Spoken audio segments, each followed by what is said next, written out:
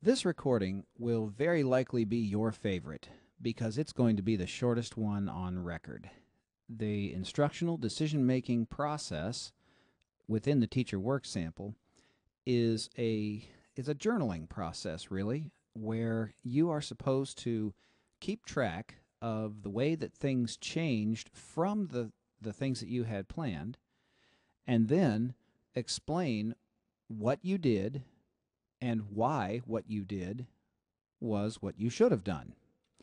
The basic idea is this. The standard says, to the top left there, the teacher uses ongoing analysis of student learning to make instructional decisions. Now, why do we have to do this? Well, we all know that no matter how well you write your lesson plans, kids are going to be involved. And when students are involved, who knows what's going to happen. There also may be things like assemblies that are called out of nowhere, or announcements that are made, pull-out programs whose schedules are changed. Any of these things can create havoc with you. And if you remember, you're doing 5 lessons, and those 5 lessons are the sum total of the instruction for the teacher work sample. If any of those lessons encounter some sort of interruption or change, some changes made necessary, the idea here is that you'll keep track of that. You'll write down what it is that you intended to do, what it is that you ended up having to do, and why what you did, what you actually did, what you had to revert to, was a justifiable way to approach the class. If you look on the next slide, which is also, as I mentioned, this is a short presentation. It's also the last slide. What you'll see is that this is the rubric, and once again, you're going to be looking at the right-hand-most column for your performance. So, under the rating and indicator box to the left side, you'll see the first box, the first indicator, is sound professional practice. Most instructional decisions are pedagogically sound. That is, the indicator met. It doesn't say they were all sound, so you don't have to make up things to make it sound like what you did is what you should have done. Just write down the real stuff.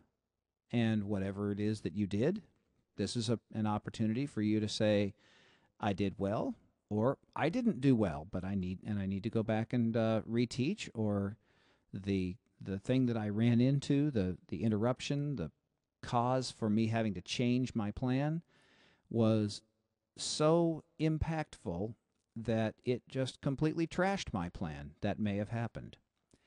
And the idea here is that you're supposed to talk about in this section for this indicator how what you did is likely to lead to student learning.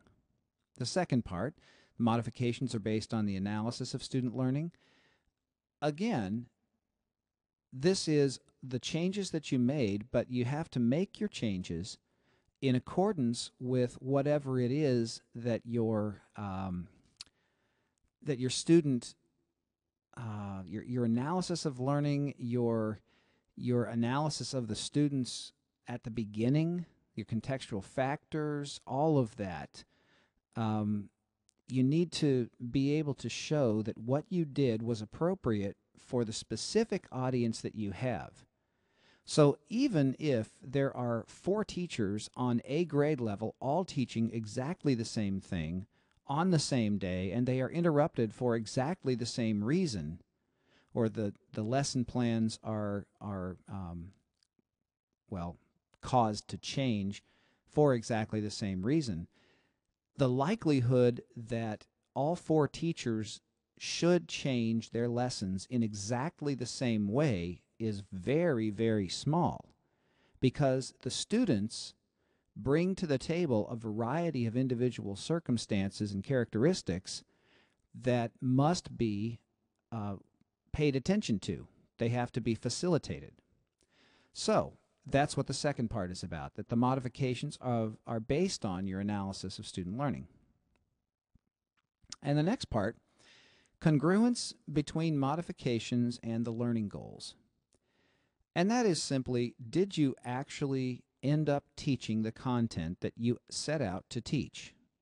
Interruptions and all, did you reach the end that you were supposed to reach? Speaking of reaching the end, that's actually the end of this presentation. If you have any questions, please talk to your instructor, your university supervisor, or your cooperating teacher.